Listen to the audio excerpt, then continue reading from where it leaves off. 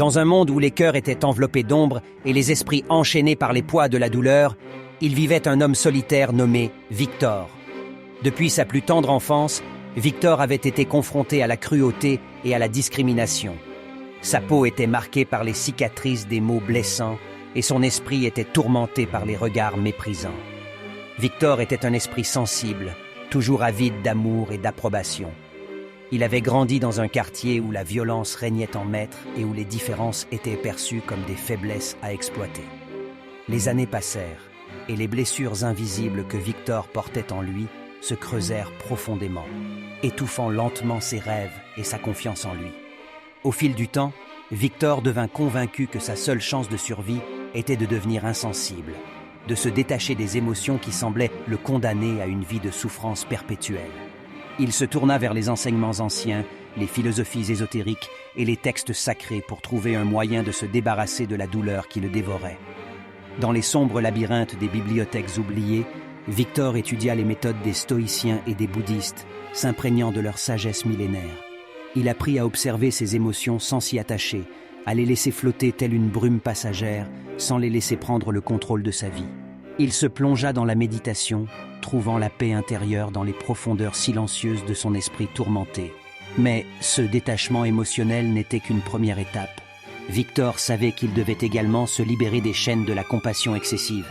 Il était temps pour lui de cesser d'être trop gentil, de s'occuper de tout le monde au détriment de sa propre croissance et de ses objectifs personnels. Il devait canaliser son énergie vers ses propres aspirations, devenir impitoyable envers lui-même afin de devenir la meilleure version de lui-même. Victor commença par remettre en question ses croyances limitantes. Il se rendit compte que ses échecs passés étaient des leçons et non des jugements sur sa valeur en tant qu'individu.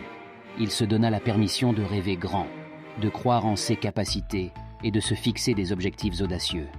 Il comprit que pour atteindre ses objectifs, il devait se consacrer pleinement à son développement personnel, sans compromis ni excuse. Avec détermination, Victor se lança dans un voyage d'auto-amélioration. Il travailla sans relâche pour acquérir de nouvelles compétences, que ce soit dans le domaine professionnel, artistique ou relationnel. Il s'entoura de mentors inspirants et apprit de leurs expériences. Chaque échec était perçu comme une opportunité d'apprentissage, chaque obstacle comme un défi à relever avec grâce et détermination. Au fil des années, Victor devint le maître de son propre destin. Il ouvrit son propre cabinet d'avocat, gagnant rapidement une réputation d'excellence et d'intégrité. Sa perspicacité juridique et sa passion pour la justice lui permirent de remporter des batailles juridiques en apparence insurmontables. Il devint le défenseur des opprimés, utilisant sa voix pour faire entendre ceux qui avaient été réduits au silence. Mais le plus grand triomphe de Victor ne résidait pas seulement dans sa réussite matérielle. C'était dans sa transformation intérieure, dans sa capacité à se détacher des émotions toxiques qui l'avaient autrefois paralysé. Il avait appris à se respecter, à s'aimer et à honorer ses propres limites.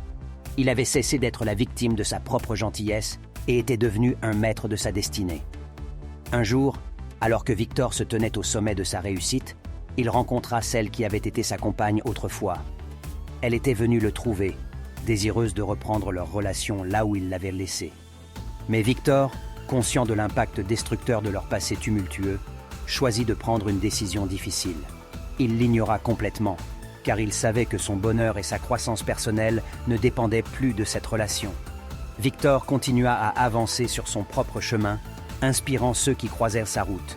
Son histoire de transformation, de détachement émotionnel et d'impitoyabilité bienveillante fut racontée de génération en génération, transmettant un message puissant. Il est possible de se libérer des chaînes émotionnelles, de devenir la meilleure version de soi-même et d'atteindre des sommets insoupçonnés.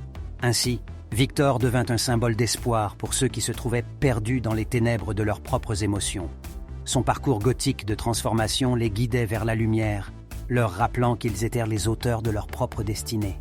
Et dans les pages des livres et les esprits des audacieux, son nom était gravé comme une légende immortelle de résilience et d'accomplissement personnel. Cette vidéo est désormais terminée.